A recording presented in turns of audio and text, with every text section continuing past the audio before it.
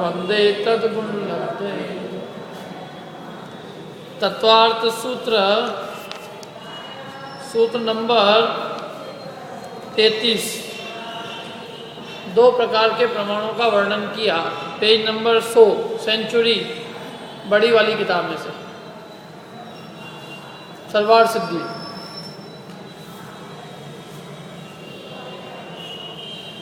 दो प्रकार के प्रमाणों का वर्णन किया।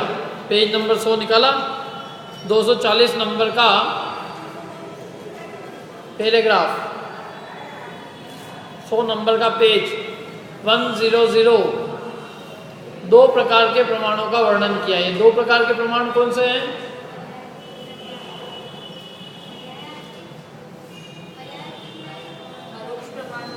परोक्ष प्रमाण और प्रत्यक्ष प्रमाण। प्रमाणों का वर्णन किया ना, तो परोक्ष और प्रत्यक्ष प्रमाणों का वर्णन किया।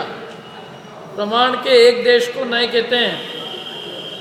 प्रमाण के एक देश को नय कहते हैं। इनका कथन प्रमाण के अनंतर करना चाहिए। प्रमाण के एक देश का नाम नय, उसका कथन प्रमाण के अनंतर करना चाहिए। क्यों करना चाहिए? क्योंकि पीछे पदार्थों को जानने के उपाय प्रमाण और नय कहे थे। प्रमाण नयरधिगम, प्रमाण और नयों के द्वारा पदार्थों का ज्ञान होता है। किनका ज्ञान होता है? पदार्थों का। कौन से पदार्थों का? जीवादि पदार्थों का।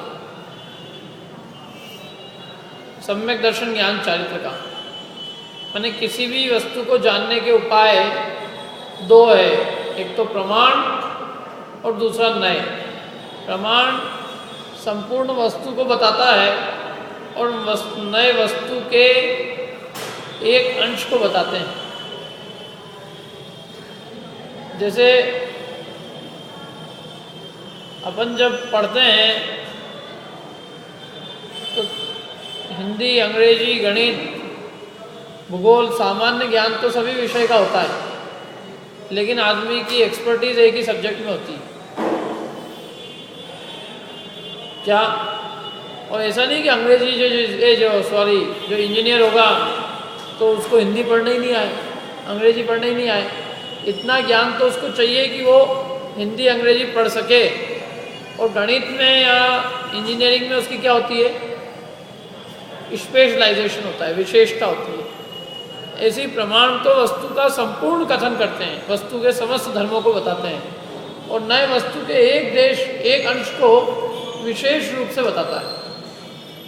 इसको यदि अपन ये सभा के माध्यम से समझे तो पूरी सभा का पिक्चर खींचना वो क्या है? प्रमाण। और सभा के वक्ता या एक श्रोता का पिक्चर लेना वो क्या है? नय।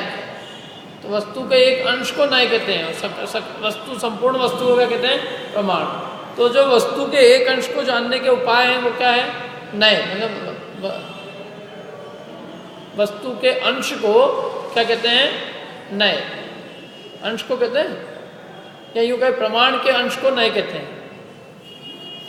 अब ये नय दो प्रकार के हैं, एक स्वार्थ नय और एक परार्थ नय। जो अपन अपने ज्ञान में समझते हैं वो स्वार्थ नय है, स्वार्थ है, स्वार्थ प्रमाण है। और जो दूसरों को समझाने के लिए जो वचन आदि प्रयोग किए जाते हैं वो परार्थ प्रमाण है। तो दो प्रकार के होते हैं। बाकी चारों ज्ञान, मति, शुद्ध, मति, अवधि, मन, परे, केवल ज्ञान, ये चारों ज्ञान स्वार्थ प्रमाण ही है। लेकिन शुद्ध ज्ञान दो प्रकार का है, स्वार्थ और परार्थ। जो अपने समझने के लिए होता है वो स्वार्थ होता है, और जो दूसरों को समझाने के लिए उपयोग होता है वो क्या होता है? परार्थ। तो नय भी तीन प्रकार के हैं। नय एक तो शब्द नय, एक ज्ञान नय और एक अर्थ नय। तीन तरह के नय। शब्द नय माने जो शब्द उस वस्तु के अंश को बता रहे हैं, और ज्ञान नय माने हमारे ज्ञान में जो उस वस्तु का एक अंश ज्ञान में भाषित हुआ, और अर्थ नय माने वो वस्तु वो ज्ञान जिस वस्तु को जान रहा है वो क्या हुआ? अर्थ। तीन चीजें होती है ना दुनिया में।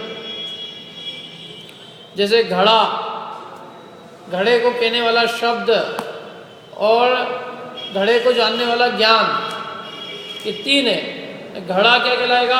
अर्थ। घड़े को बताने वाला घड़ा शब्द क्या कहलाएगा? शब्द। और घड़े का जो ज्ञान हो रहा है वो क्या कहलाएगा? ज्ञान। तो ये 3 प्रकार के नए, शब्द नए, अर्थ नए, ज्ञान नए। ठीक है, अभी इन सब की चर्चा चलेगी अभी आगे पर। तो ये नए जो है, इस नए की चर्चा करना चाहिए, क्योंकि प्रमाण का वर्णन किया, प्रमाण के अनंतर नयों का वर्णन होना चाहिए। तो उसके लिए आगे का सूत्र कहते हैं नैगम संग्रह व्यवहार ऋजुसूत्र शब्द संविरूढ़ एवं मूता नया। पढ़ो।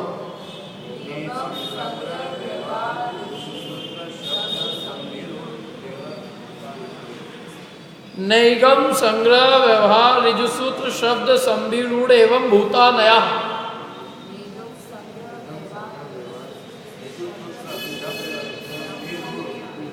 संविरूढ़ एवं भूता नया, ये 7 प्रकार के नए हैं। कितने? 7 प्रकार के। कौन कौन से? नेगम, संग्रह, व्यवहार, ऋजुसूत्र, शब्द, संविरूढ़ एवं भूत, ये 7 प्रकार के नए। नए 2 प्रकार से वर्णन किए जाते हैं। एक तो आगम के नए होते हैं और एक अध्यात्म के नए होते हैं।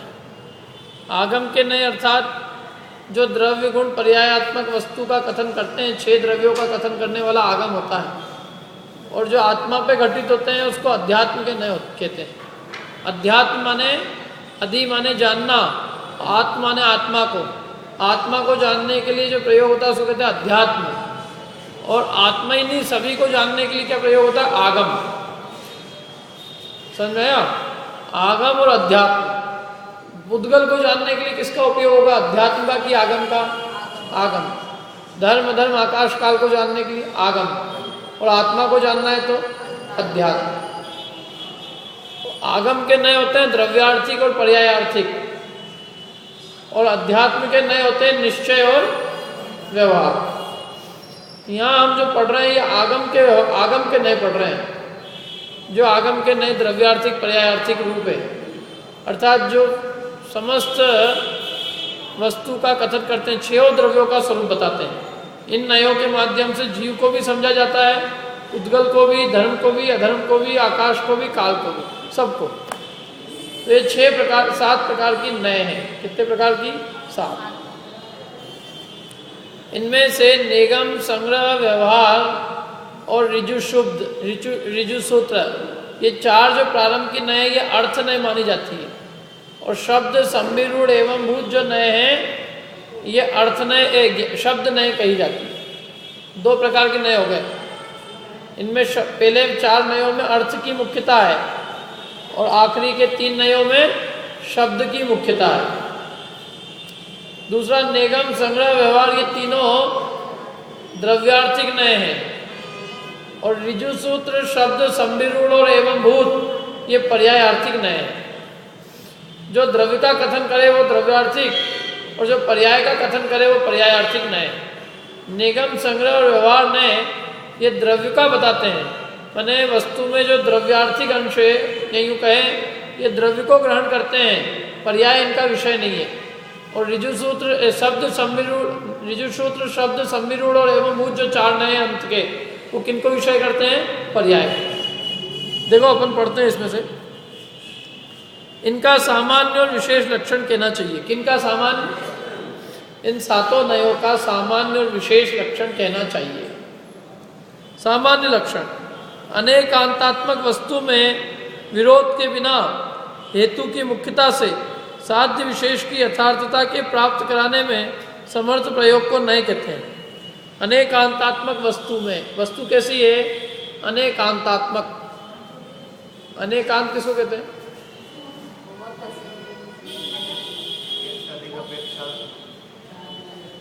अनेक किसको कहते हैं? अनेक। जो एक नहीं है वो क्या है? अनेक है। अनेकांत। अंत किसे कहते हैं? अंत, द एंड। अंत समाप्ति को कहते हैं ना, लेकिन यहाँ अंत समाप्ति के अर्थ में नहीं है। यहाँ अंत का अर्थ है गुण अथवा धर्म। क्या अर्थ है अंत का? गुण अथवा धर्म।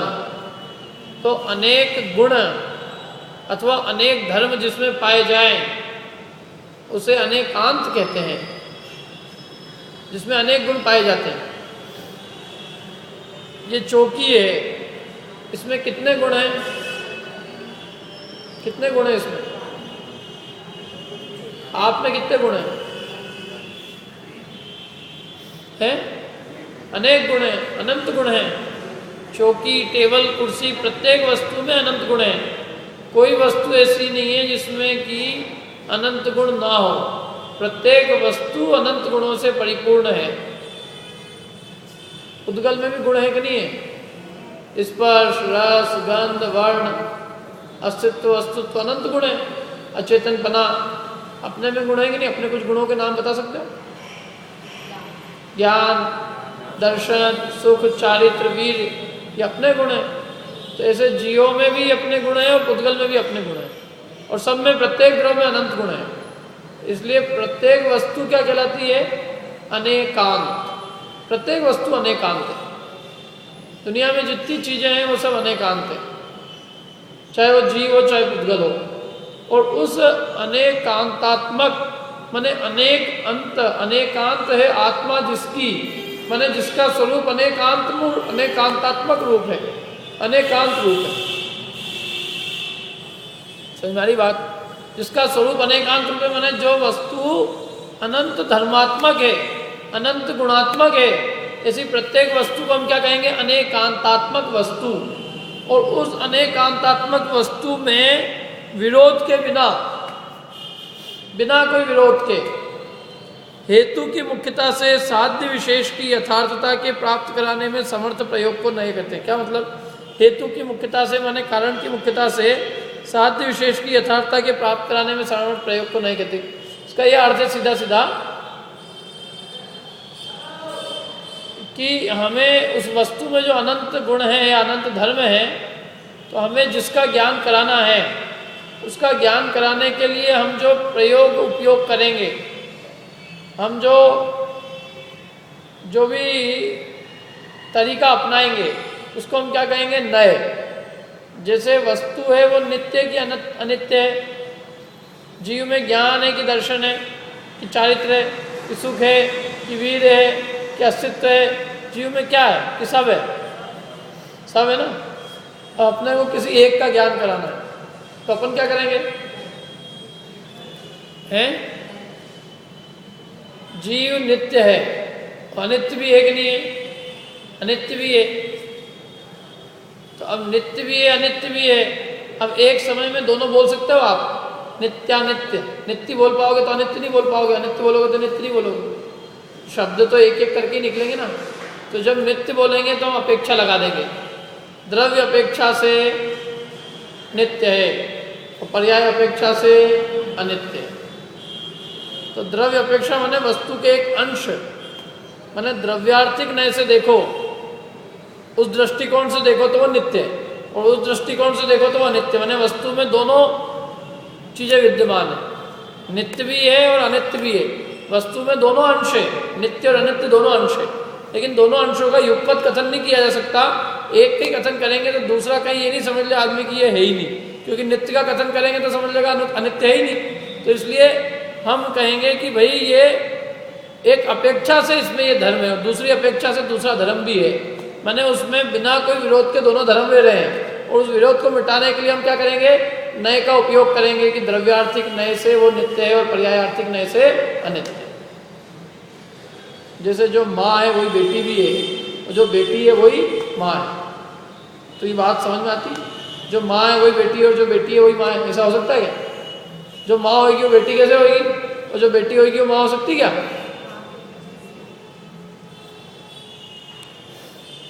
पिता पुत्र दोनों चीजें एक व्यक्ति में हो सकती है? एक ही व्यक्ति पिता भी और वही व्यक्ति पुत्र भी हो, कैसे हो सकती है? ये बताएंगे। देखो ये दोनों, ये निकिता अंकिता होता है, क्या है बताओ? हाँ, किसके? हाँ, और पुत्र किसके? आपके पिताजी के कह रहे, किसका कह रहे? हाँ हाँ, बराबर है। तो उनमें दोनों धर्म है कि नहीं एक साथ? लेकिन अपने को अपेक्षा बतानी पड़ेगी ना कि ये पिताजी, अपने दादाजी की अपेक्षा क्या है? पुत्र है, और मेरी अपेक्षा पिताजी। यदि अपेक्षा नहीं बताओगे और ये कहोगे क्यों ये कौन है, कि ये पिताजी भी है और पुत्र भी है, तो लोग पागल कहेंगे ना। हम पूछे आपके पीछे कौन बैठा है, कि ये मम्मी और लड़की, ये मम्मी भी है और लड़की भी है, इसकी तुम्हारी लड़की है क्या? तो हम कहेंगे नहीं, मेरी तो माँ है और मेरी नानी की लड़की है। और बिना अपेक्षा लगाए आप कहोगे तो लोग पागल समझेंगे, दिमाग खराब हो गया क्या? बोले मैं भतीजा भी हूँ, काका भी हूँ, मैं दादा भी हूँ और पोता भी हूँ। तो ऐसा समझने में, ऐसा बोलने वाला लोग को मूर्ख समझा जाएगा। तो उसको अपेक्षा लगाना जरूरी है कि मैं इनकी अपेक्षा से ऐसा हूँ और इनकी अपेक्षा से ऐसा हूँ। तो बस यहीं पे भी यही बात है कि भाई वही वस्तु नित्य भी है और अनित्य भी है। तो लोगों को विरोध लगता है कि नित्य व अनित्य कैसे होएगी, अनित्य व नित्य कैसे होएगी? कि भाई द्रव्य की अपेक्षा से देखो तो वस्तु सदा काल स्थिर है, नित्य है, और पर्याय की अपेक्षा से देखो तो हर समय उसकी अवस्था बदल रही है, इसलिए वह नित्य है। तो ये देखने के दृष्टिकोण है। तो ये बिना विरोध के जो अपने को ये नए लगा के अपन वस्तु के एक अंश को बराबर अच्छे से समझ लेते हैं, और नए नहीं लगाए, अपेक्षा नहीं लगाए, तो ये विरोध खड़ा हो जाएगा। जैसे हम अपेक्षा नहीं लगाए कि इनकी अपेक्षा पिता है या इसकी अपेक्षा पुत्र है, तो एक ही व्यक्ति को पिता पुत्र कहने में विरोध होगा। ऐसे हम नए का उपयोग नहीं करेंगे तो विरोध होगा।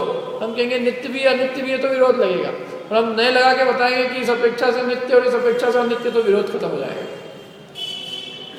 इसके दो भेद है, इसके नए के दो भेद है, द्रव्यार्थिक और पर्यायार्थिक। द्रव्य का अर्थ सामान्य उत्सर्ग और अनुवृत्ति है, और इसका विषय करने वाला नए द्रव्यार्थिक नहीं कहलाता। तो चालू वो दिखता है थोड़ा सा अच्छे से। द्रव्य का अर्थ सामान्य उत्सर्ग और अनुवृत्ति है, पर्याय का अर्थ और इसको विषय करने वाला नए क्या है? द्रव्यार्थिक नए। द्रव्य को कौन बताएगा? द्रव्य माने वस्तु के सामान्य अंश को जो त्रिकाल रहता है, कभी मिटता नहीं है। जैसे सोना सदा काल रहेगा, चाहे वो अंगूठी बना लो, चाहे हार बना लो, चाहे चूड़ी बना लो, चाहे पायजब बना लो, चाहे कड़े बना लो, कुछ भी बना लो, सोना सब में कायम है। तो सोना तो हो गया अपना द्रव्य, और अंगूठी, कड़ा, कुंडल, मुकुट, हार, ये सब क्या हो गई? उसकी पर्याय। तो पर्याय से देखो तो सोना बदल गया, वो वस्तु बदल गई, और द्रव्य से देखो तो वही का वही, सोना तो वही का वही। घर के मालिक को क्या बदला हुआ दिखता? कुछ नहीं, वो यही पूछता है सोना उतना ही है ना। और महिला क्या देखती? डिज़ाइन। दादी अम्मा रोती चिल्लाती, मेरे बाप दादाओं की डिज़ाइन उन्होंने ख़त्म कर दी। और बहू कहती है अरे वो पुरानी दुरानी डिज़ाइन तुम्हारे ज़माने की थी, अब अच्छी देखो नई नई बढ़िया। और घर का मालिक कहता है क्यों आपस में लड़ती हो दोनों? सोना तो उतना का उतना ही है क्या? सोने में क्या परिवर्तन हुआ? सोने में यदि परिवर्तन हुआ हो तो नुकसान हुआ हो, डिज़ाइन बदलने में क्या नुकसान? ऐसे चेतन द्रव्य की डिज़ाइन बदलती है। पहले बालक थे, युवा हो गए, शरीर की भी डिज़ाइन बदल गई, युवा से वृद्ध हो गए, तो ये आदमी रोता है, हाय मैं मर गया, हाय मैं बुढ़ा हो गया, हाय मैं ये हो गया। तो कह रहे भैया तू हुआ है कि तेरी डिज़ाइन बदली है? तू तो वही का वही है, तेरे में क्या हुआ? चेतन द्रव्य तो वही का वही है। अरे नरक नारकी हो जाए तो भी चेतन वही है, और देह हो जाए तो भी चैतन्य वही है। चैतन्य की अवस्था में क्या परिवर्तन हुआ? चैतन्य में क्या परिवर्तन हुआ? चेतन तो वही है। जो हुआ है वो सब अवस्थाओं में हो रहा है, और अवस्थाएं तो शरीर की है, वो भी आत्मा की कहाँ है? आत्मा की है। आत्मा मनुष्य हो गया, आत्मा देव है, आत्मा नारकी है, आत्मा तिर्यंश है, आत्मा तो आत्मा है। तो जो द्रव्य को देखता है उसको भी दुख नहीं होता है, और जो पर्यायों को देखता है वो कभी खुश हो जाता है, कभी दुखी हो जाता है। मनुष्य पर्याय आ गई, युवा अवस्था आ गई, मैं चौड़ा बाजार सकरा, और थोड़े दिनों में सब चौड़ा बाजार और मैं ही सकरा। तो ये कैसे हुआ? पर्यायों के ऊपर दृष्टि डालने से। और द्रव्य को दृष्टि करेगा तो कभी हर्ष विषाद नहीं होगा। पर्याय का अर्थ क्या है? देखो, पर्याय का अर्थ 3 दिए, विशेष, अपवाद और व्यावृत्ति है। और इनको विषय करने वाला नय जो है वो पर्याय आर्थिक नय कहलाता है।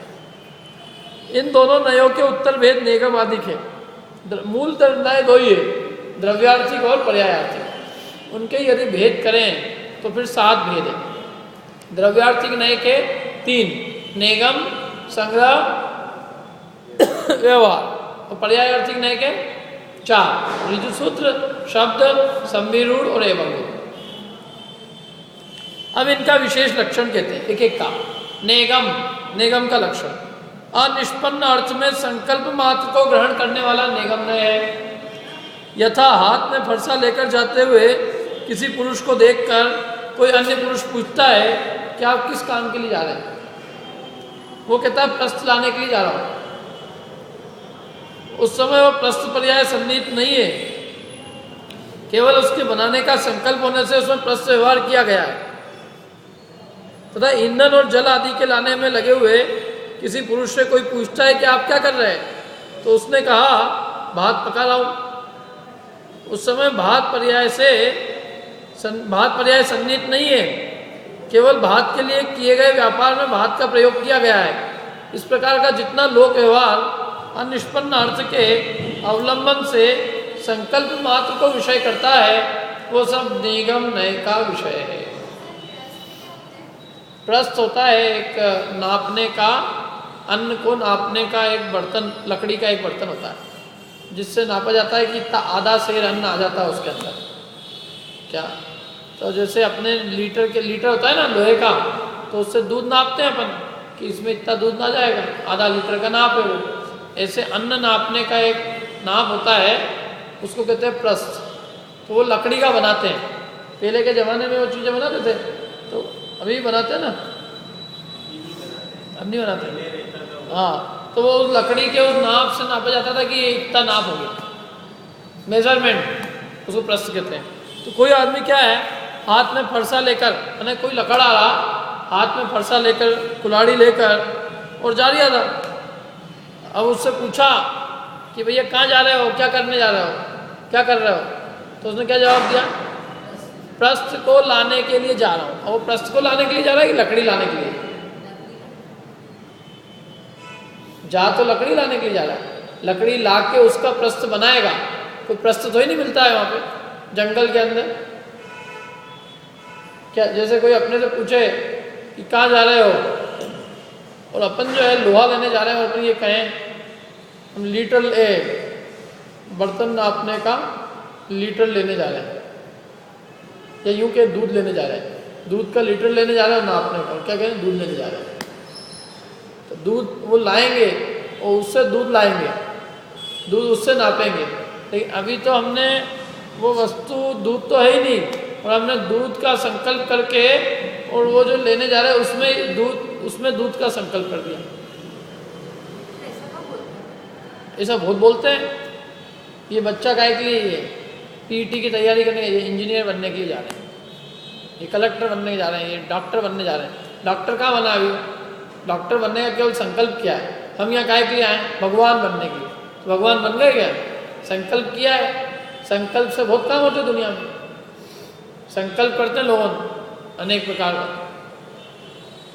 तो वो जो भी संकल्प है वो सब निगम नय का विषय है। मतलब वो आगे हो नहीं भी हो, फरसा लेते जाते समय उसकी मृत्यु हो जाए बीच में, नहीं बना पाए प्रस्थ, तो वो निष्पन्न हो गई कार्य, ये कोई नियम नहीं है। लेकिन उसके मन में वो संकल्प है, तो ये निगम नय का कार्य संकल्प मात्र को ग्रहण करना। तो जो भी अपने दुनिया में कोई चीज़ है, होगी कि नहीं होगी, उससे उसको कोई मतलब नहीं। निगम नय तो संकल्प मात्र को ग्रहण करता है। जो हमारे मन में संकल्प आ गया उसको निगम नय विषय बनाता है। निगम नय, इसलिए निगम नय का पेट बहुत बड़ा है। दुनिया में जो चीज़ें हैं उनको भी निगम नय जानता है, उनको भी निगम नय विषय करता है। और जिसका केवल संकल्प किया है जो अभी जिसका अस्तित्व नहीं है उसको भी निगम नहीं विषय करता है।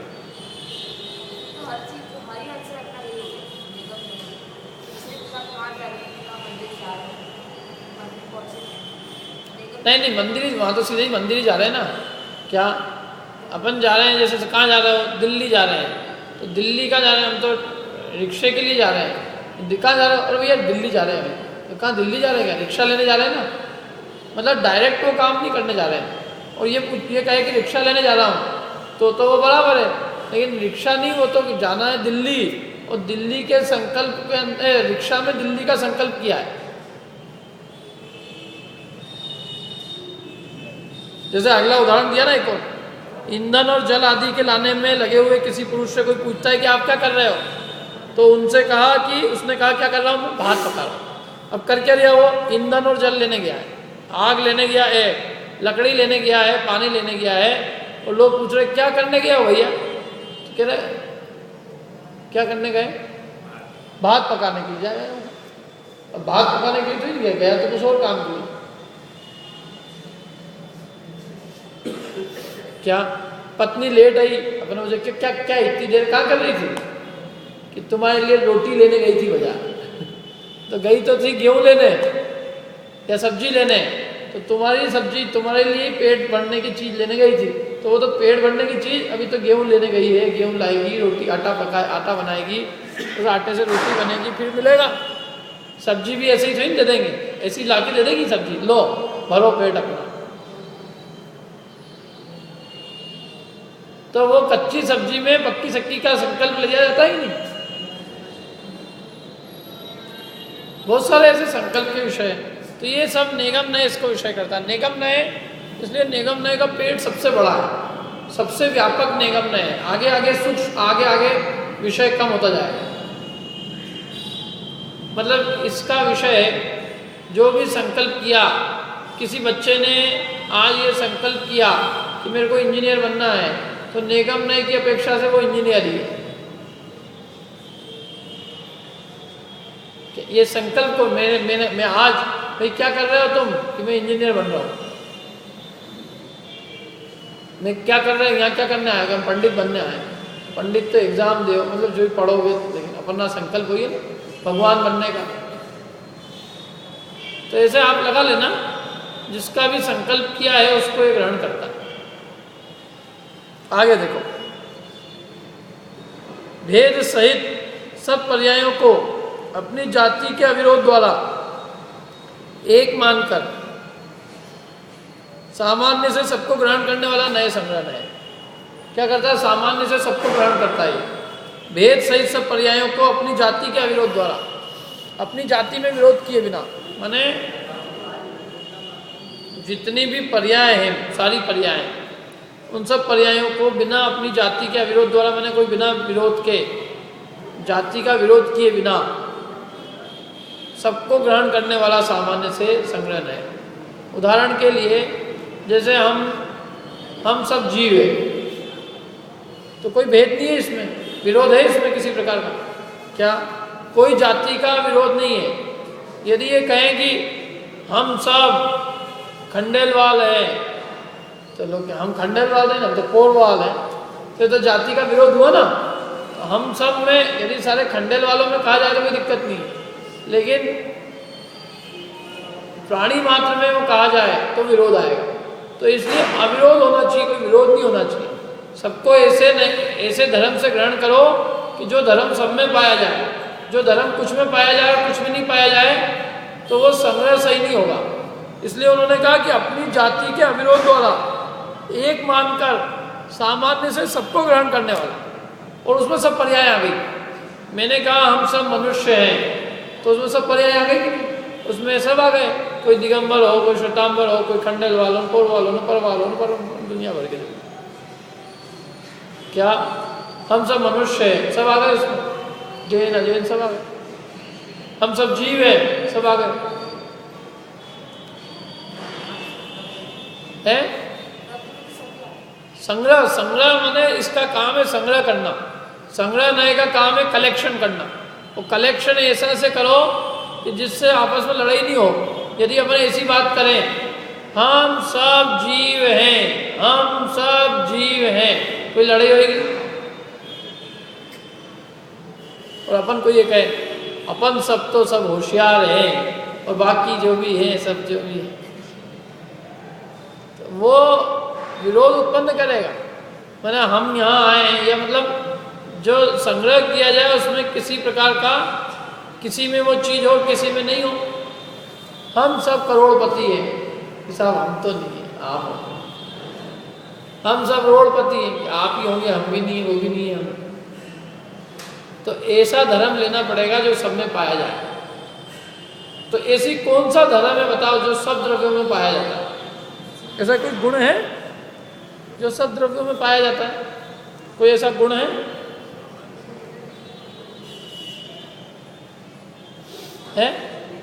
कोई नहीं ऐसा गुण है। आत्मा क्या है? आत्मा तो अच्छा अपन सब में पाया जाता है। नहीं, आत्मा में भी, जीव में, पुद्गल में, धर्म में, अधर्म में, आकाश में और काल में, छहों द्रव्यों में कौन सा ऐसा गुण है जो सब में पाया जाता है? अरे जीव में जीव पाया जाएगा कि पुद्गल में जीव पाया जाएगा? ये टेबल में भी जीव है क्या? आपकी टेबलें खाती है क्या घर पे? सामान्य गुण। अब इसमें सामान्य गुण में भी एक ऐसी चीज है, अस्तित्व, सत्ता, सत्य। अस्तित्व सबका है कि नहीं? सब है। अब सब है, इसमें किसी को विरोध होएगा? सब है, सब है तो जीव को विरोध होगा, पुद्गल को विरोध होगा। हम कहें कि अस्तित्व जो है वो, अस्तित्व सबका, अस्तित्व की अपेक्षा हम सब समान हैं, तो क्या विरोध है इसमें? अस्तित्व की अपेक्षा कोई अंतर है? अपना ज़्यादा, मेरा ज़्यादा अस्तित्व है, आपका अस्तित्व कम है, टेबल चौकी का थोड़ा और कम है, रुपये पैसे का तो बहुत ज़्यादा हो गया आजकल, मंदिर का कम है, मकान का ज़्यादा है, चप्पल जूते का, किसका अस्तित्व ज़्यादा है और किसका कम है? अस्तित्व गुण की अपेक्षा क्या अंतर है? कोई भी द्रव्य सब है, तो हे को ग्रहण करो तो सब आ जाएंगे। अच्छा, हे को लिया अपन ने तो कौन बचेगा? ऐसी कौन सी चीज है जो हे कहने में नहीं आएगी? आप कहोगे ये चीज ऐसी है जो हे में बच गई, तो हे में तो वो भी, वो हे तो वो भी हे में आ गई ना, है जो भी सब है वो सब हे में आ गई। तो इसलिए सत्य, इसका सबसे पहला भेद होता है सत्य। सत्य माने जिसकी सत्ता है, जिसका अस्तित्व है, वो संग्रह नय का सबसे पहला स्टार्टिंग पॉइंट है, वहां से संग्रह नय चालू होता है। सत्य की अपेक्षा वो सत्य को ग्रहण करता है, सत्य, सत्य मात्र। तो सत्य मात्र में क्या होता है? सारे विश्व के द्रव्यों का ग्रहण हो जाता है। फिर क्या होता है? उससे काम नहीं चलता है, तो फिर वो व्यवहार ने आगे भेद करता है, क्योंकि अपन ने सत्य तो कह दिया, सत्य की अपेक्षा से तो कोई अंतर ही नहीं दिखेगा, सभी है। तो हम कहेंगे सब है तो सही, लेकिन इनमें से कुछ अलग है और कुछ अलग है। तो कुछ जीव है, कुछ पुद्गल है, तो जीव और पुद्गल में ऐसे अलग अलग विशेषताएं हैं। तो वो जो व्यवहार नहीं होता है ना, वो संग्रह ने जिसको इकट्ठा कलेक्ट करता है, व्यवहार ने उसी में भेद डालता है। जैसे अपन कहें, अपन यहाँ एकता की बात करो, हम सब जैन हैं, तो यहाँ पे कोई बैठा हुआ, अरे ये पंडित जी क्या कह रहे थे, जैन तो ठीक है, लेकिन यहाँ पे आधे लोग तो श्वेतांबर है और आधे दिगंबर है। अच्छा ठीक है भैया, यहाँ सब दिगंबर है।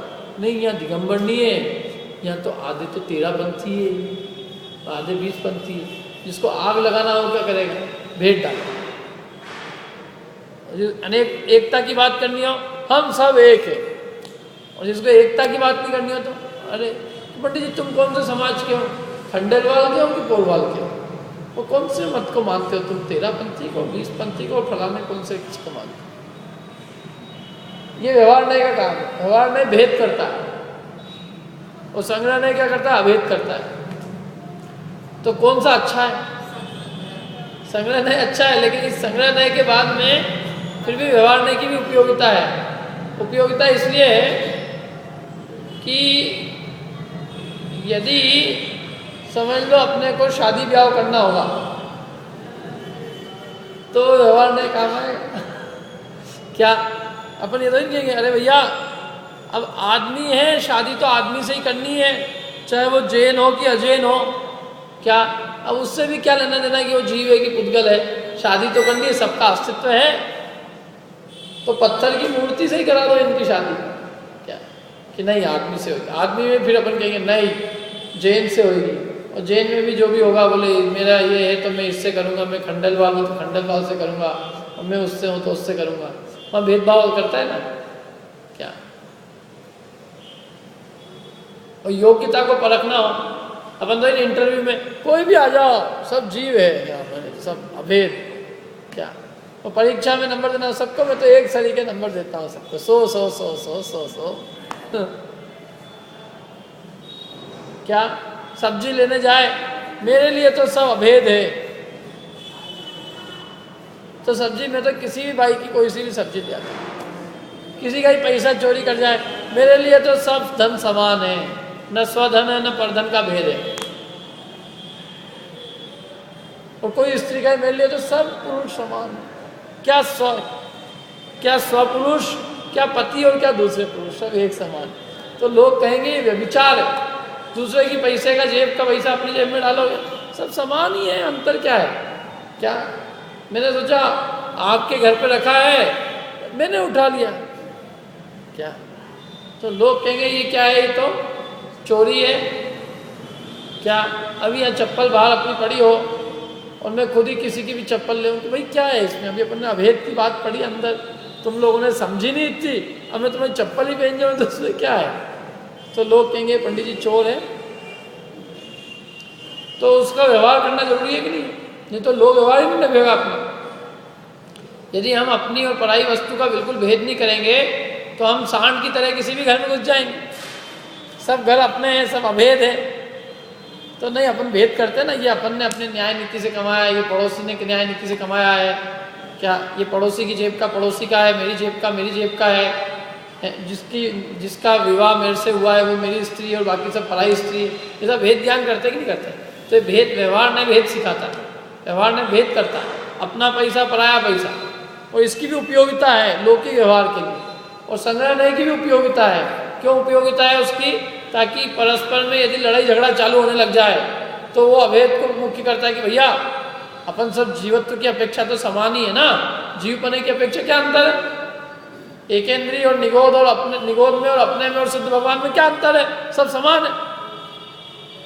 तो अंतर भी समझना जरूरी है और समानता भी समझना जरूरी है, दोनों की अपेक्षा है क्या। मनुष्य जीवत्व की अपेक्षा में और कुत्ता कुत्ती गधी सब समान है, लेकिन शादी करने की अपेक्षा गधी और मैं समान तो ही हूँ क्या। गधी से थोड़ी नहीं कोई विवाह रचाएगा, विवाह तो स्त्री से ही रचाएगा ना, वो मनुष्य से ही रचाएगा, किसी से ही रचा लेगा, ये सब समान ही तो है साहब। अब क्या गधी और क्या मनुष्य नहीं, कैसी बात कर रहे हो, गधी गधी है और मनुष्य नहीं है, गधी में और मनुष्य में अंतर है। तो ये संग्रह नय का काम क्या है, कलेक्शन, और व्यवहार नय का काम पार्टीशन, ये दोनों का एक जोड़ता है और एक जोड़े हुए को तोड़ता है क्या। अब इसमें क्या है, अपन कहीं से भी जैसे संग्रह नय ने सत से सबको ग्रहण किया, फिर व्यवहार नय ने उसको भेद कर दिया कि सत तो है सब द्रव्य, लेकिन सत में भी कुछ जीव है, कुछ पुद्गल है, कुछ धर्म है, कुछ अधर्म है, आकाश काल है, ऐसे भेद है उनमें क्या। तो सत्य से सामान्य में सबका ग्रहण हुआ और व्यवहार ने उसमें 6 प्रकार के भेद कर दिए। फिर उसके बाद में अपन ने जीव को ग्रहण किया, तो जीव एक अपेक्षा से जीव हो गया संग्रह का विषय, क्योंकि सारे जीवों का ग्रहण कर दिया, और फिर जीवों में भेद डाल दिया संसारी और मुक्त, तो व्यवहार हो गया। फिर संसारी को सबको ग्रहण कर लिया तो संसारी हो गया संग्रह, और संसारी के भेद कर दिए त्रस और स्थावर, तो फिर वो भेद हो गए, तो फिर व्यवहार हो गया। फिर अपन ने त्रस को पकड़ा, फिर त्रस के भेद कर दिए, पृथ्वी 2 इंद्री 3 इंद्री 4 इंद्री, तो फिर तो ऐसे करते जाओ आप, तो करते करते करते करते ये जो है जो पहले जो अभी संग्रह था वही आगे की पोजीशन में, आगे की स्टेज में क्या बन सकता है, जो संग्रह है जिनका हमने जीव का संग्रह किया, और फिर जीवी के अंदर क्या कर सकते हैं, भेद डाल सकते हैं। और फिर जिसका व्यवहार किया, 2 भेद किए त्रस स्थावर, उसी में से स्थावर को इकट्ठा त्रस को उठाया, तो त्रस तो हो गया संग्रह। जो पहले त्रस और स्थावर के भेद से जीव का भेद किया था, तो क्या था पहले वो व्यवहार, त्रस, जीव के दो भेद किए, त्रस और स्थावर, तो त्रस और स्थावर क्या कहलाया? व्यवहार। और जब उसी में अपन ने त्रस को उठा के और त्रस के भेद किए तो त्रस तो हो गया संग्रह नय का विषय, और त्रस के जो भेद किए वो क्या हो गया?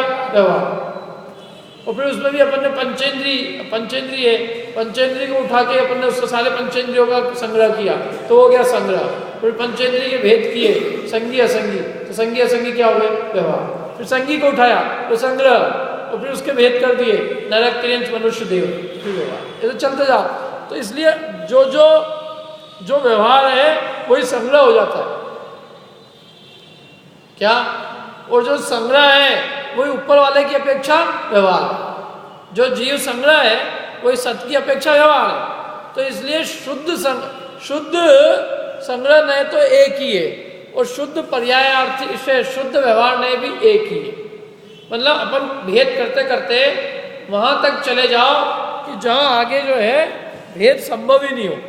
लास्ट एंटिटी माने जिसका अब उत्तरोत्तर भेद करना संभव ही नहीं है, जो अंतिम व्यवहार का मतलब अंतिम जो भेद किया, जो अंतिम हिस्सा प्राप्त हुआ कि जहां अब संग्रह नहीं किया जा सकता, वो एक ही द्रव्य मिला, वो शुद्ध व्यवहार है। और जो सबसे ऊपर वाला संग्रह है कि जो किसी दूसरे के टुकड़े से मिलके नहीं आया है, उसको कहते हैं शुद्ध संग्रह नय। तो शुद्ध संग्रह नय एक ही है और शुद्ध व्यवहार नय भी एक ही है। बाकी उसके बीच के जितने भी हैं वो अपेक्षा से वही संग्रह है और वही अपेक्षा से व्यवहार। समझ में आ रही बात? जैसे सबसे बड़ा बच्चा और सबसे छोटा बच्चा, ये शुद्ध बड़े और शुद्ध छोटे। सबसे बड़ा बच्चा शुद्ध बड़ा है क्योंकि वो किसी की भी अपेक्षा देखो तो वो बड़ा ही कहलाएगा, और सबसे छोटा बच्चा किसी की भी अपेक्षा से देखो तो वो छोटे ही कहलाएंगे। लेकिन दूसरे, तीसरे, चौथे, पांचवें नंबर के जो बच्चे हैं वो बड़े भी कहलाए जा सकते हैं और छोटे भी कहलाए जा सकते हैं। क्यों? क्योंकि ऊपर वाले की अपेक्षा देखेंगे तो छोटा और नीचे वाले की अपेक्षा देखेंगे तो बड़ा। ऐसे ही सत जो है, सत जो सबको ग्रहण करता है, जो किसी के भेद से उत्पन्न नहीं हुआ है, वो शुद्ध संग्रह है। और अंत में जो एक जीव द्रव्य या एक उद्गल द्रव्य मिलेगा कि जिसका हम उत्तरोत्तर और भेद नहीं कर सकते, वो शुद्ध व्यवहार में से, वो शुद्ध व्यवहार है। तो बाकी बीच के जितने भी है वो सब क्या है? संग्रह है। संग्रह भी है और व्यवहार भी है। समझ में आ रही कि नहीं बात? लास्ट वाला व्यवहार जिसका अंतिम व्यवहार मिलेगा ना, जिसका उत्तरोत्तर संग्रह, मतलब जैसे एक जीव द्रव्य, तो एक जीव द्रव्य में आप किसका संग्रह करेंगे? मनुष्यों में अपन ने बहुत भेद प्रभेद करते करते आखिरी मनुष्य मिल गया एक ही, तो एक जो मनुष्य मिला है उसका आप भेद तो कर नहीं सकते, अब उसमें किसका संग्रह करेंगे? तो वो आखिरी जो भेद मिला है, तो इंद्रिय कहीं ना कहीं जाके तो रुकना पड़ेगा ना, कहीं ना कहीं रुकोगे। तो जहाँ आखिरी रुकोगे, जिसका दूसरा विभाग नहीं किया जा सकता है, वो शुद्ध व्यवहार है, क्योंकि उसमें कोई संग्रह संभव ही नहीं। तो भेद प्रभेद करके मिलने वाला जो अंतिम भेद है वो शुद्ध व्यवहार है, और जो सबसे पहले वाला जो है जहाँ से अपन ने भेद करना चालू किया वो शुद्ध संग्रह है। बाकी सब बीच के संग्रह भी है और व्यवहार भी है। समझ में आ रही कि नहीं बात? हिंदुस्तान, अब हिंदुस्तान एक अपेक्षा से अखंड है ना, और उसी अखंडता में वो खंड खंड भी है। अखंड कोई करेंगे तो फिर खंड खंड नहीं करेंगे तो भी व्यवस्था नहीं चल पाएगी। यदि हम सारे को अखंड माने, बस एक हिंदुस्तान साहब, अपने कोई प्रदेश नहीं बनाने, तो प्रदेश नहीं बनाने तो पता ही नहीं लिख पाओगे। तुम कैसे लिखोगे? मेरे को किसी को चिट्ठी भेजनी है अमेरिका से तो लिख देगा प्रकाश छाबड़ा हिंदुस्तान, तो वो डाकिया देखेगा क्या करे, कहाँ जाएंगे। तो अपने को व्यवस्था करने के लिए बांटने पड़ते हैं कि ये प्रदेश है, प्रदेश में नगर है, नगर में मोहल्ला है, इस मोहल्ले में मकान नंबर है। बांटने की जरूरत है कि? तो बंटवारे की भी जरूरत है। यदि प्रदेशों का बंटवारा नहीं होगा तो व्यवस्थाओं की कैसी व्यवस्थाएं होगी? सारी व्यवस्थाएं नहीं बनेगी। और यदि हम प्रदेशत्व हावी हो जाए, प्रदेशवाद हावी हो जाए, हम तो महाराष्ट्रियन है और हम तो मराठी का, हमका एक स्वतंत्र देश चाहिए, तो स्वतंत्र देश होगी तो पूरा देश ही टुकड़े टुकड़े हो जाएगा। तो इसलिए व्यवस्थाओं के लिए कदाचित भेद प्रभेद की भी आवश्यकता होती है, लेकिन वो भेद प्रभेद इतना हावी नहीं हो जाए कि वो अपना स्वतंत्र अस्तित्व का ही निर्माण करने लग जाए। इसलिए संग्रह की भी आवश्यकता है। अब अपने को क्या है, अपन लौकिक के अंदर सब जगह अपन देख लेते हैं, कहाँ संग्रह करना है, कहाँ व्यवहार करना है। कोई अपने से पैसे मांगने आएगा दान के लिए, चंदे के लिए, तो अपन कहेंगे तुम हमारे भैया के अभी तो गए थे, अभी क्या गए थे ना, तो तुम फिर क्या है, वो भैया और हम कोई अलग अलग तो ही नहीं है, उनके यहाँ से जो दिया समझ लो हमने ही दिया है क्या। और सबको समझ लो पेड़ा बट रहा हो, भोजन में बुलाया हो, तो बोले तुम्हारे भैया को बुला ही तो लिया, तो तुम्हारा भैया तुम एक ही हो, उनको बुला लिया, समझ लो तुमको ही बुला लिया। तो कैसी बात कर लो। वहाँ तो हम क्या है, खाने के टेबल पे अलग अलग है और पैसा देने की टेबल पे एक है। क्यों? हम सब साहब हमारी जॉइंट फैमिली, हम कोई अलग अलग तो ही नहीं, हमारे सबके नाम पे एक लिख दो। हम तीर्थ यात्रा पे गए, पूरा हमारी पूरी बस एक ही है साहब, हमने तो इकट्ठा इसलिए 51 रुपये की रसीद कटा दी, हमारी एक पूरी बस हमारी एक ही है। तो वो कहेगा ठीक है सब तुम एक ही हो, तो हमने तुम्हारे लिए एक ही कमरा अलॉट कर दिया है, सब जाके उसमें ठहर जाओ। नहीं, कमरे तो अलग अलग चाहिए और रसीद सबकी एक बनेगी। मतलब एक केवल वो बता रहा हूँ मैं, कोई ये नहीं कह रहा हूँ कि क्या करना हो जाके, एक मैं केवल उदाहरणों के प्रयोग कर रहा हूँ, इसको वहाँ अप्लाई करने की जरूरत नहीं है, नहीं तो कल से सबकी रसीदें अलग अलग बनवाने लग जाए। वो तो अच्छा है एक ही बनवा लो तो, लेकिन बस वो एक बनाओ तो एक के हिसाब से बनवाना, फिर क्या वो एक एक रुपया इकट्ठा करके 51 की मत बना दो। तो हम अपने जीवन में इसका उपयोग करते हैं बराबर, कहाँ क्या जिसकी जैसी जरूरत पड़ती है उसका उपयोग करते हैं, तो अपन इसमें से पढ़ते हैं। भेद सहित सब पर्यायों को अपनी जाति के अविरोध द्वारा एक मानकर सामान्य से सबको ग्रहण करने वाला नए संग्रह नए है। यथा सत, सबसे पहले क्या किया इसने, सत। सब सत कहने से सब द्रव्य आ गए, फिर सत के भेद किए। क्या भेद किए? द्रव्य, पर्याय, गुण, ये सत के भेद किए जा सकते ना। फिर द्रव्य के भी 6 भेद किए जा सकते हैं, गुण के अनेक भेद किए जा सकते हैं, पर्याय के अनेक भेद किए जा सकते हैं, सत, द्रव्य और घट आदि। सत ऐसा कहने पर सत इस प्रकार के वचन और विज्ञान के अनुवृत्ति रूप लिंग से अनुमित सत्ता के आधारभूत सब पदार्थों का सामान्य रूप से क्या हो जाता है, संग्रह। सत कहने से सबका, वचन का भी, ज्ञान का भी, पदार्थ का भी, सबका, कोई चीज बची नहीं सत कहने से। बचा? बताओ ऐसी कौन सी चीज है जो सत में नहीं समाई है? सत में सब आ गया, जो भी है वो सब आ गया ना सत में। द्रव्य ऐसा कहने पर भी उन पर्यायों को द्रवता अर्थात प्राप्त होता है। इस प्रकार इस व्युत्पत्ति से युक्त जीव, अजीव और उनके सब भेद प्रभेदों का संग्रह हो जाता है। द्रव्य ऐसा कहा तो उसमें जीव भी आ गया, अजीव भी आ गया। जो द्रवता है, द्रवता माने रिश्ता है, माने परिणमन करता है, प्रवाह को प्राप्त होता है, वो द्रव्य। तो सारे द्रव्य आ गए, जीव अजीव। तथा घट, घट ऐसा कहने पर भी घट इस प्रकार की बुद्धि, घट इस प्रकार के शब्द की अनुवृत्ति रूप लिंग से अनुमित सब घट पदार्थों का संग्रह हो जाता है। घड़ा कहा, सारे घड़े आ गए, समझ में आया ना। कुमार का भी घड़ा आ गया, तुम्हारे घर का भी घड़ा आ गया, सब घड़े आ गए।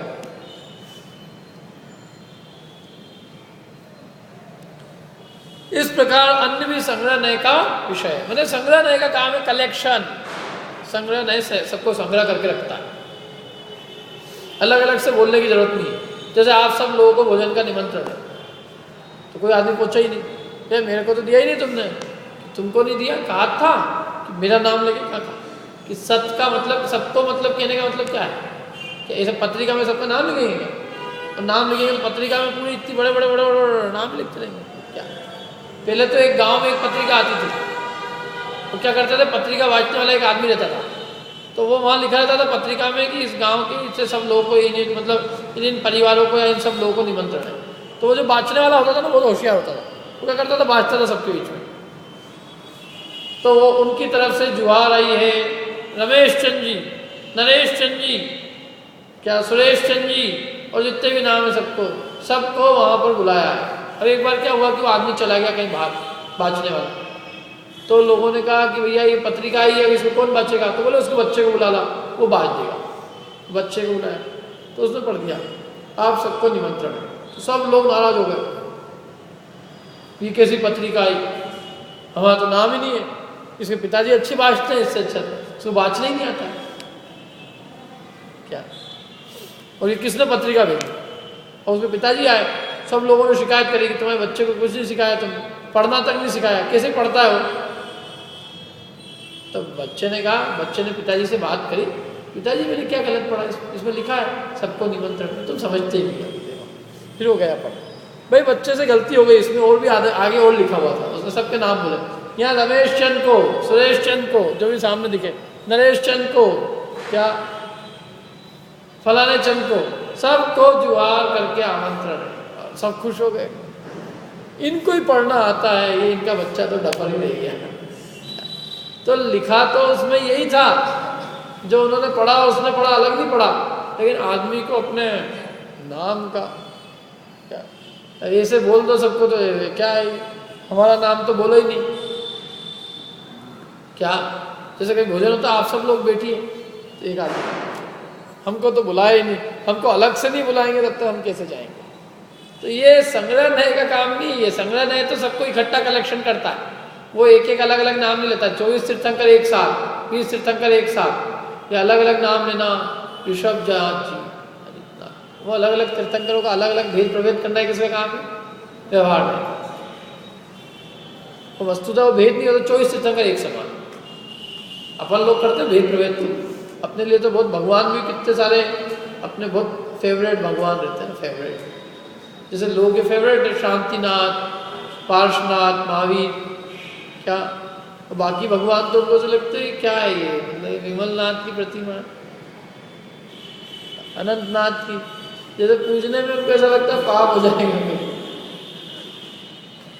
कभी कह दो विमलनाथ जी की पूजा करनी है आज, तो ऐसे चेहरे मुरझा जाते हैं, विमलनाथ जी की तुम कर लो, विमलनाथ जी हम तो पारसनाथ की करेंगे आज क्या, और यदि शनिवार है तब तो सूरतनाथ की करेंगे।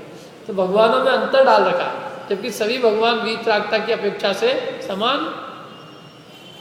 सब में वीतरागता विशेष, वीतरागता विज्ञान था एक समान, इन क्या क्या अंतर करते हैं अपने लोग, अज्ञानी लोग हैं।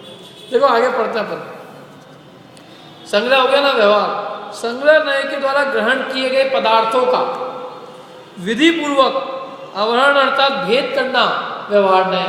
कितनी बढ़िया परिभाषा दी, क्या कहा, संग्रह नए के द्वारा जो हमने ग्रहण किए पदार्थ है उनका क्या करना, विधि पूर्वक माने व्यवस्थित रीति से उनका क्या करना, आवरण अर्थात भेद करना, वो व्यवहार नए। विधि क्या है, जो संग्रह नए के द्वारा ग्रहित अर्थ है उसी के अनुपूर्वी क्रम से व्यवहार प्रवृत्त होता है, यह विधि है। जैसे यथा सर्व संग्रह नए के द्वारा जो वस्तु ग्रहण की गई है वह अपने उत्तर भेदों के बिना व्यवहार कराने में असमर्थ है, इसलिए व्यवहार नए का आश्रय लिया जाता है। यथा जो सत है, तो सत सत कहते से समझ में आ जाएगा आपको, सत सत सत, हम क्या है पंडित जी, सत ये क्या है, सत ये सब सत, तो सत कहने से बात समझ में नहीं आएगी। सत सत दो प्रकार के, जीव सत, अजीव सत, अथवा द्रव्य सत, गुण सत, पर्याय सत, भेद प्रभेद करेंगे तो ही तो समझ में आएगी, बिना भेद प्रभेद के समझ में नहीं आएगी। तो भेद कराता है, जो सत है वो या तो द्रव्य है या गुण है। इसी प्रकार संग्रह नए का विषय जो द्रव्य है वो जीव और अजीव विशेष की अपेक्षा किए बिना व्यवहार कराने में असमर्थ है, इसलिए जीव द्रव्य है और अजीव द्रव्य है, इस प्रकार के व्यवहार का आश्रय लिया जाता है। यदि नहीं ले तो क्या करेंगे फिर, द्रव्य है, मैं भी द्रव्य हूँ, यह भी द्रव्य, शरीर भी द्रव्य, आत्मा भी द्रव्य, तो दोनों को एक मान के रहो कि नहीं अलग अलग है। यदि भेद ज्ञान नहीं करेंगे तो अपने आत्मा के हित की सिद्धि कैसे होगी। इसलिए अपने को व्यवहार ने भेद कराना सिखाता है कि भैया यद्यपि दोनों सत है लेकिन तेरा सत तेरे में है और इसका सत इसमें, यह अजीव सत है और तू क्या है, जीव सत है। जीव द्रव्य और अजीव द्रव्य भी जब तक संग्रह नए के विषय रहते हैं तब तक वे व्यवहार कराने में असमर्थ है। अब वो जीव भी अकेला व्यवहार कराने में असमर्थ है, व्यवहार कराने के लिए तो अपने को और भेद करने पड़ेंगे। इसलिए व्यवहार से जीव द्रव्य के फिर भेद किए, देव, नारकी आदि रूप, और अजीव द्रव्य के घाट, पाट आदि रूप भेदों का संग्रह किया जाता है। अब ऐसा तो नहीं कि बाजार में किसी को लाने भेजेंगे, सब्जी लिया ना, सब्जी कौन सी लेके आओ, अरे हम संग्रह नए से करें, सब्जी ले आओ या पुतगल लेके आओ, बच्चा क्या समझेगा? उद्गल किसको लेके आए हैं? हिसाब में संग्रह नए है, अभेद नए, तो अपने को बताना पड़ता है उसको कि नहीं, उद्गल में सब्जी लेके आना है। तो सब्जी किसकी लेके आए? सब्जी में करेले लेके आना है, ककड़ी लेके आना है, बताना पड़ता है।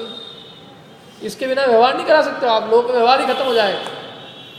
हम के जीव को बुलाओ बाहर से, जीव को, तो किसको बुलाए? जीव को? कुत्ते कुत्ती को बुलाना है क्या अंदर है?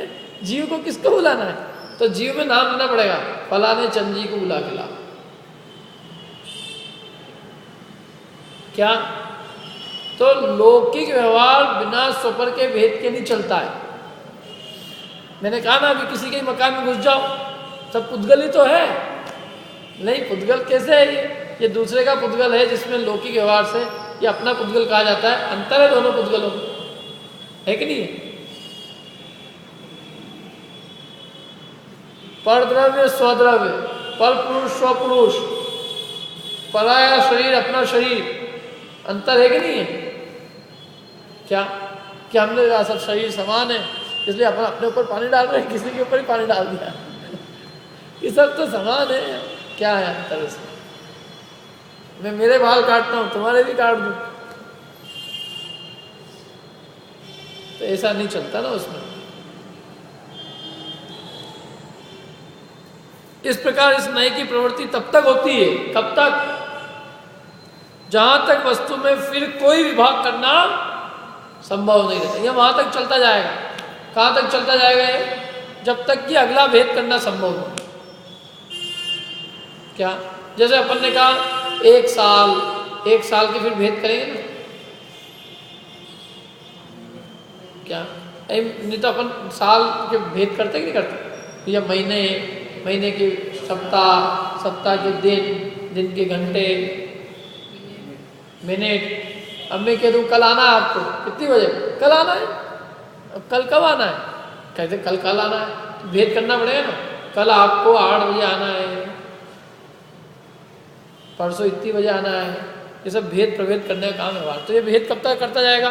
फिर अपन ने मिनट घंटे का व्यवहार किया, दिन है एक सप्ताह में दिन में घंटे, घंटे में मिनट, मिनट में सेकंड के और भेद करते जाएंगे। कहाँ तक जाएगा ये? जब तक कि अविभागी अंश प्राप्त नहीं हो जाएगा। आखिरी द्रव्य पे पहुँचाता है, एक इंडिविजुअल एक द्रव्य जहाँ भेद करना संभव नहीं होता है, उस पर ले जाके ये पहुँचा देता है। ये बहुत महान काम करता है। अभी संसार में कितने सारे द्रव्य, तो अपने को अपने जीव द्रव्य को अलग निकालना है, तो भेद करना पड़ेगा। सत है, लेकिन सत में 2 प्रकार के सत है, जीव और अजीव। अथवा सत द्रव्य है, सत के 2 भेद है, द्रव्य और पर्याय, या द्रव्य गुण पर्याय 3 भेद। तो द्रव्य भेद किया, द्रव्य के 2 भेद है, जीव और अजीव। तो जीव के 2 भेद, ऐसे करते कहाँ तक जाएंगे अपन? अपने आत्म द्रव्य तक। ये काम है हमारा। अब आखिरी देखो, अंतिम, इसके बाद अपन छोड़ते हैं। ये 3 आगे समझ में कोई समझ ऐसा तो नहीं है। ये नाम भले इनके कठिन हो, भले व्यवहार का काम है भेद प्रभेद करना, संग्रह का काम है इकट्ठा करना, और निगम नय का काम है संकल्प मात्र को विषय करना। निगम में सत भी है असत भी है, संग्रह में केवल सत है, और व्यवहार में सत के भी भेद है। कौन बड़ा है सबसे? निगम नय, उससे छोटा संग्रह नय, और उससे भी छोटा व्यवहार नय, और उससे भी छोटा आगे और छोटे आते जाएंगे। ऋजु का अर्थ प्रगुण है। जो ऋजु अर्थात सरल को सूत्रित करता है, अर्थात स्वीकार करता है, वह ऋजु सूत्र नय। यह नय पहले हुए और पश्चात होने वाले तीनों कालों के विषयों को ग्रहण न करके वर्तमान काल के विषयभूत पदार्थों को ग्रहण करता है, क्योंकि अतीत के विनष्ट और अनागत के अनुत्पन्न होने से उनमें व्यवहार नहीं हो सकता। वह वर्तमान काल समय मात्र है और उसके विषयभूत पर्याय मात्र को विषय करने वाला है। ऋजु सूत्र नय क्या कहता है? ये माने जैसे जीव द्रव्य को अपन ने लिया, तो जीव द्रव्य में भी जो उसकी वर्तमान पर्याय मात्र ही उसको ग्रहण करता है। ये कहता है भूतकाल की पर्याय तो नष्ट हो गई, अभी यही का, और भविष्य की पर्याय भी उत्पन्न ही नहीं हुई है, तो वो भी कहाँ है? तो ये तो अभी जो वर्तमान में है, जो भी वर्तमान में वर्त रहा है, ये नय उसी को ग्रहण करता है। ये ऋजु सूत्र नय मात्र वर्तमान पर्याय को विषय करता है। ये न भूत की पर्याय को विषय करता है, न भविष्य की। अभी अपन मनुष्य, वर्तमान में क्या है? मनुष्य, तो एक मनुष्य, वर्तमान में पुरुष है, युवा है। तो साहब पहले तो बुढ़े थे, पहले तो बालक थे ना, तो पहले की बात मत करो, अभी क्या है। और वर्तमान कितने समय का होता है? वर्तमान एक समय का। तो ये जो शुद्ध ऋजु सूत्र नय है वो एक समय मात्र की पर्याय को ग्रहण करता है, लेकिन जो स्थूल ऋजु सूत्र नय है वो अनेक समयों की, क्योंकि एक समय की पर्याय तो अपने ज्ञान का विषय नहीं बनती है ना, तो अनेक समयों की पर्याय। जैसे अभी हम युवा है, तो ये युवा एक समय की अवस्था नहीं है, अनेक समयों की अवस्था है, लेकिन फिर भी वर्तमान में युवा है, माने अनेक समयों की मिली जुली पर्याय को अपन ने संग्रहित करके और अभी वर्तमान में उसका आरोप कर लिया कि वर्तमान में युवा। समझ आ रही कि बात? ये अभी नई है ये किताब, तो ये नई क्या है, ये तो बहुत साल तक तो नई कहलाती है, फिर पुरानी कहलाती है। तो अनेक समयों की मिली हुई पर्याय को क्या कह दिया? नहीं, ये जवान है, ये नया है, क्या ये वृद्ध है, ये बालक है। तो बालक तो हर समय बालक अवस्था बदल रही है, लेकिन फिर भी अनेक समयों की अवस्था को क्या कहते हैं? बालक। अपन क्या है? मनुष्य। तो मनुष्य को एक समय की पर्याय नहीं, अनेक समय की। तो ये सूक्ष्म ऋजु सूत्र नय तो एक समय मात्र को ग्रहण करता है, और स्थूल ऋजु सूत्र नय अनेक समयों की वर्तमान पर्याय ग्रहण करता है। लेकिन ग्रहण करेगा वर्तमान को ही, वर्तमान में होना चाहिए। वो ऐसा नहीं युवा हो जाए, वो जब बालक होगा तभी वो बालक कहेगा, बालक नहीं होगा तो कहेगा नहीं। तो इसका काम क्या है कि द्रव्य की भी वर्तमान पर्याय को ग्रहण करना, माने ये और शॉर्ट हो गया। व्यवहार नय ने द्रव्य को ग्रहण किया था, और ऋजु सूत्र नय द्रव्य की भी जो वर्तमान पर्याय है उसको ग्रहण करता है। समझ में आया ना? ये पढ़ लेता हूं मैं वापस से। ऋजु का अर्थ प्रगुण है, जो ऋजु अर्थात सरल को सूत्रित करता है, अर्थात स्वीकार करता है। ऋजु सूत्र नय माने सरल, माने वर्तमान पर्याय बिल्कुल सरल है। जो नय या नय पहले हुए और पश्चात होने वाले तीनों काल के विषयों को ग्रहण न करके वर्तमान काल के विषयभूत पदार्थों को ग्रहण करता है, क्योंकि अतीत के विनष्ट और अनागत के उत्पन्न होने से उसमें व्यवहार नहीं हो सकता। ये कहता उसमें व्यवहार हो ही नहीं सकता। व्यवहार तो उसी में होगा जो भी वर्तमान में होगी। क्या अभी कोई बालक उत्पन्न हुआ तो उसका कोई कफन थोड़ी खरीदना चालू कर देंगे कि ये मरेगा भी तो सही, तो अभी से ही खरीद लो। कोई लड़की की शादी हो रही होगी तो ये तो ही पूछेंगे कि ये दोनों की शादी में पहले लड़की मरेगी कि लड़का मरेगा। व्यवहार तो अभी जो हो रहा होगा वही किया जाएगा ना। फेरे पड़ते हुए तो ये बात चलेगी कि भाई क्या है? जो चीज है ही नहीं उसका व्यवहार नहीं करता है। तो ये वर्तमान पर्याय है, उसमें व्यवहार होता है इसका नय का। यह वर्तमान और वह वर्तमान मात्र काल कितना है? समय मात्र है, और उसके विषयभूत पर्याय मात्र को विषय करने वाला ये ऋजु सूत्र नय है। अब क्या कह रहे हैं कि इस तरह तो समव्यवहार के लोक का प्रसंग आता है, मैंने सारा व्यवहार खत्म हो जाएगा, क्योंकि वर्तमान पर्याय तो एक समय की है। नहीं, क्योंकि यहाँ इस नय का विषय मात्र दिखलाया है। लोक व्यवहार तो सब नयों के समूह का कार्य है। कह रहे हैं कि नहीं, ये तो नय का विषय क्या है वो बतलाया है, इससे कोई लोक व्यवहार लोप नहीं होगा, क्योंकि हम बाकी भी सब नयों को मानते हैं ना। हम केवल वर्तमान पर्याय को तो ही मान रहे हैं, ये एक ही नय का काम तो ही नहीं है लोक व्यवहार। लोक व्यवहार तो सारे नयों के समूह का कार्य है, और यदि हम सारे नयों को मानना बंद कर दें और केवल वर्तमान पर्याय को माने तो लोक व्यवहार का लोप होगा, लेकिन इससे अकेले से लोक व्यवहार का लोप भी नहीं। बाकी अपन कल करेंगे।